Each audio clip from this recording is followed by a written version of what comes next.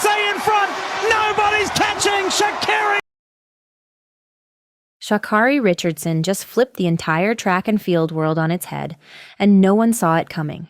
For years, she was dismissed, mocked, even written off as a cautionary tale of wasted talent.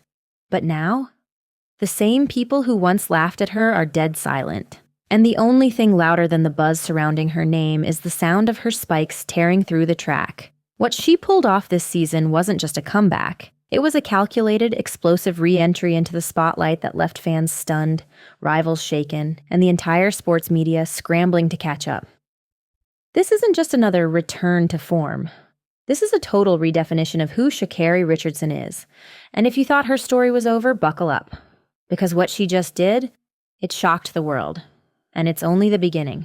Rewind the clock to 2021.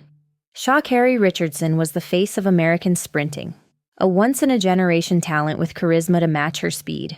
But just as she was primed to explode onto the Olympic stage, everything came crashing down. A positive drug test for marijuana sidelined her Olympic dreams and ignited a media firestorm. Suddenly, the same people who cheered her flamboyant confidence were calling her reckless, irresponsible, even arrogant. Sponsors distanced themselves, critics pounced, and what should have been her crowning moment became a viral punchline. She tried to fight back online, but every tweet became more fuel for her haters. And just like that, Sha'Carri disappeared, not just from the track, but from the conversation. The sprinter who had once electrified a nation vanished under a cloud of controversy, and most believed that was the last we'd ever hear of her. In the years that followed, Sha'Carri became more meme than athlete. Every time a U.S. sprinter lost, her name would trend, not in support, but in ridicule.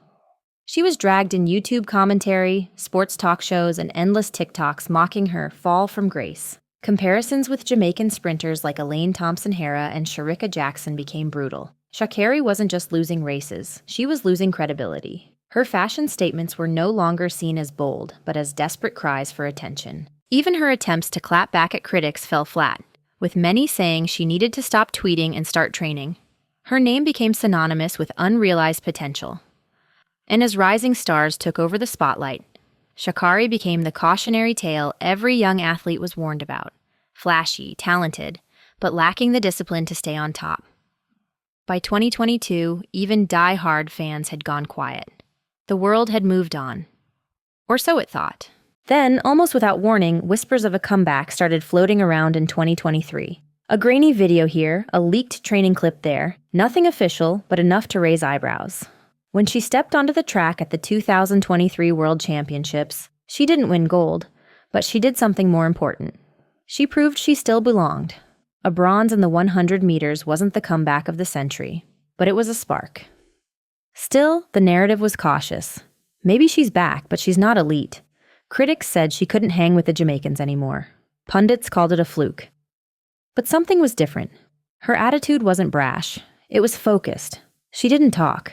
She ran. And in 2024, the progress continued. She trained in silence, posted less, and ran faster. She wasn't chasing clout anymore. She was chasing legacy. And beneath the surface, a storm was brewing that no one was prepared for. When Sha'Carri stepped onto the track for her 2025 season opener in Tokyo, the energy was unlike anything we'd seen from her before.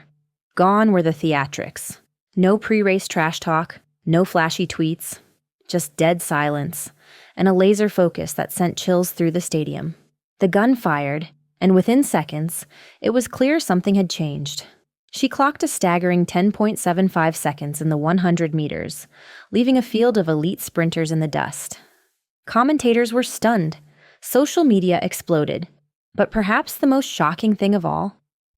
Sha'Carri didn't gloat. She didn't celebrate. She walked off the track like it was just another day. And that quiet confidence? That shook her critics more than any quote ever could. Some called it a fluke. Others said the field was weak. But anyone watching closely knew. It wasn't luck. It was a warning shot. And the world had just been put on notice. Then came the Prefontaine Classic. The lineup read like a sprinting fantasy draft. Shericka Jackson, Marie-Josée Tallou, Dina Asher-Smith, and yes, Sha'Carri Richardson. It was billed as the race of the year, and it did not disappoint. From the moment the gun fired, Sha'Carri exploded off the blocks like a missile. By 60 meters, she was ahead. By 80, the gap had widened. And by 100, it wasn't even close. She crossed the line in 10.68 seconds, her fastest time ever, and the crowd erupted. But the cameras didn't just catch a victory, they caught jaws dropping. ShaCarriRichardson looked stunned. Talu walked away without a word. And online, chaos. "ShaCarri's back!" trended worldwide. Commentators ran out of superlatives. Rivals didn't know what hit them. This wasn't just a win, it was a statement, a definitive, undisputed claim to the crown. And the moment was so electric it broke the internet. Within hours, social media became a battlefield. Fans clashed over who the real queen of sprinting was. Jamaicans accused American fans of jumping the gun. Americans fired back with clips of Sha'Carri's dominance. And in the middle of it all, subtle shade. ShaCarriRichardson unfollowed Sha'Carri on Instagram. Cryptic posts started flying from rival camps. Interviews became awkward. One Jamaican sprinter said she was unbothered. But the tension in her voice said otherwise. Even sponsors started taking sides, with Nike reposting Sha'Carri's win like it was a Super Bowl highlight. The rivalry had gone from professional to personal, and the world was hooked. For the first time in years, women's sprinting was center stage. Not because of controversy, but because of competition. Sha'Carri hadn't just shocked the world. She had reignited a firestorm of rivalries that made every future race must-watch TV. Suddenly, the redemption narrative was impossible to ignore. The girl who had been called a failure, a joke, a has-been, was now the face of American track and field again. Brand deals reappeared overnight. Nike launched a new campaign around her. Beats dropped a teaser for a mini-doc. And behind the scenes, insiders whispered about a full-blown Netflix deal. Her story had all the elements: rise, fall, and shocking resurrection. Even U.S. Track and Field, which had once kept her at arm's length, was now parading her as their Olympic gold hope. But as the spotlight grew, so did the pressure. Fans debated whether her comeback was the real deal or just another peak in a chaotic career. But Sha'Carri? She didn't flinch. She didn't speak. She just kept training, kept running. And in the silence, one thing became clear. This wasn't the end of her story. It was the rebirth. The Olympics loom, and Sha'Carri Richardson is no longer an outsider. She's the headline act. Training footage leaked last week showed her clocking a wind-legal 10.63 in practice. Unofficial, but terrifying. Her coach has gone silent, fueling speculation. And Sha'Carri herself? All she posted was one tweet. If you thought that was shocking, just wait.